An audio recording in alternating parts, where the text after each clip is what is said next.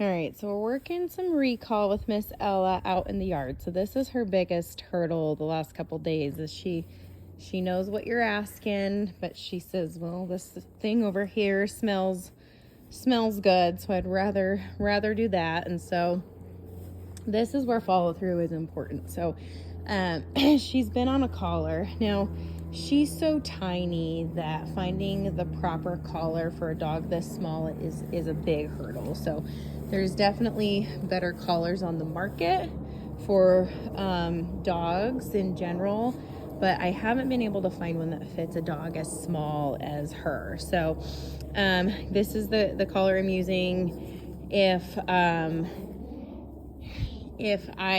I'm not super convinced that the collar is going to be accurate every time, I'm going to have a leash on her. So she's just dragging on a thin line, because I want her to feel like she's off leash, because she knows when it's like if she's in a slip leash. So she's just on a thin long line that's attached to her harness.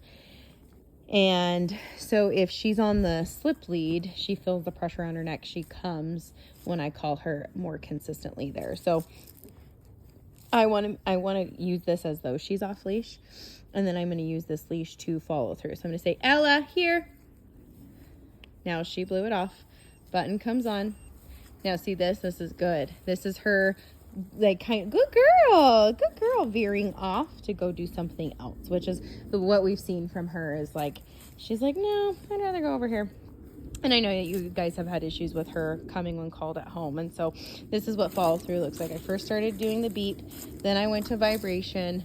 So I'm kind of increasing the consequence. So, "Ella, here."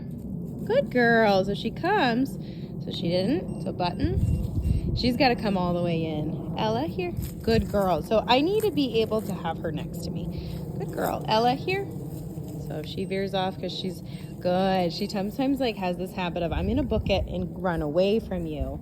Good girl. And so I want to be able to be able to touch her, right? And so I'm going to give you a good scratch. Oh my goodness, that feels good. So so this little e-collar right here is super tiny. My problem with it is that I wouldn't trust it far away. Like some of the collars are nice for hunting breeds and that kind of thing, where like the hunters are taking the dogs out for miles and that kind of stuff. So we want to make sure that she's not getting too far away from us. We have additional tools for safety, like a leash, but we condition it. So when I say, "Ella, here," she's already understanding I'm going to follow through. Oops, so she didn't. "Ella, here." And I'm pretty quick. Like if I'm seeing that the intention, there we go, is to go somewhere else, I'm immediately going to the button, just so that she's learning. Oh, that feels nice.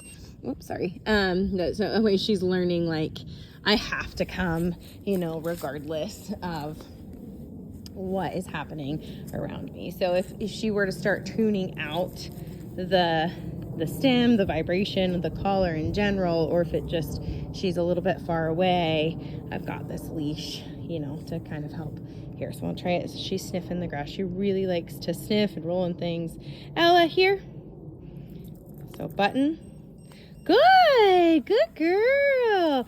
So it's almost like she's beating the correction. So it's like the tone is a little bit of a warning. I'm going to increase it, and then I'm going to increase the stem. And if you're not coming, then I'm going to pop the leash. And so she's learning, okay, you will follow through. And so if I kind of dilly-dally over here and avoid, consequence is going to come. So, and then we want to keep it positive. So, we did a little bit of treats with this earlier. She really does like being scratched, especially where her harness and her collar sits. And it feels nice.